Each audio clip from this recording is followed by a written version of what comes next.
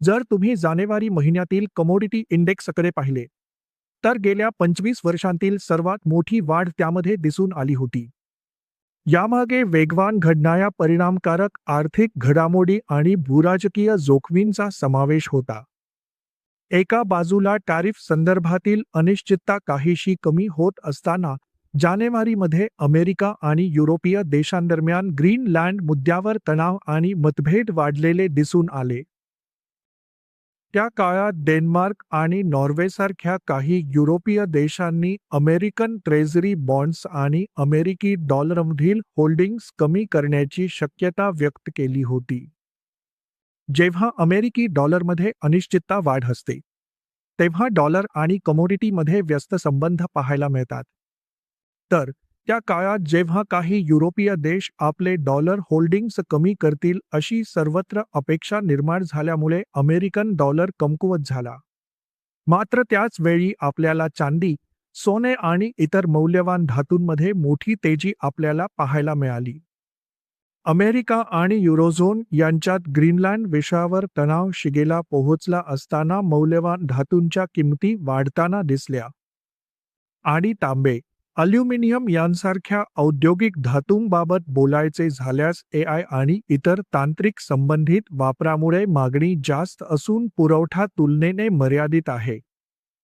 एकूणच सध्या कमोडिटी सायकलची कामगिरी समाधानकारक राहिली आहे.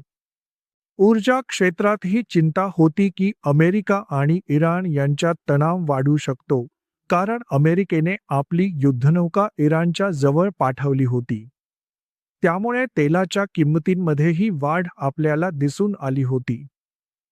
याशिवाय आपण जर युरोपमधील हवामानाचा पॅटर्न पाहिल्यास युरोपमध्ये तीव्र थंडी आणि कमी तापमानामुळे नैसर्गिक वायूच्या किमती वाढलेल्या दिसून आल्या. खरं तर आजही जर तुम्ही पाहिलं तर युरोपमधील नैसर्गिक वायूचे साठे अजूनही कमीच आहेत आणि किमती सातत्याने वाढतच आहेत. या सर्व कारणांमुळे मौल्यवान धातू, औद्योगिक धातू आणि ऊर्जा क्षेत्रातील कमोडिटीमध्ये मोठी तेजी दिसून आली आहे. मात्र धातू आणि ऊर्जेच्या किमती वाढत असताना खाद्यपदार्थांच्या किमती घसरत आहेत. जर आपण UN फूड प्राइस इंडेक्सकडे पाहिले तर तुम्हाला उजव्या बाजूकडे दिसत असेल की सलग 5व्या महिन्यात आपल्याला त्यामध्ये घट झालेली पाहायला मिळते. दुग्धजन्य पदार्थ, साखर आणि मांस यांच्या किंमती घसरल्यामुळे धान्य आणि वनस्पती तेलाच्या वाढत्या किंमतींचा परिणाम संतुलित झाला आहे.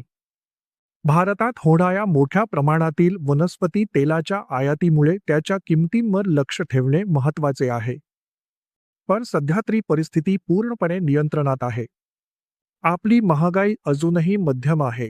म्युच्युअल फंडातील गुंतवणुकी बाजारातील जोखमींच्या अधीन असतात. योजनेशी संबंधित सर्व दस्तऐवज काळजीपूर्वक वाचा.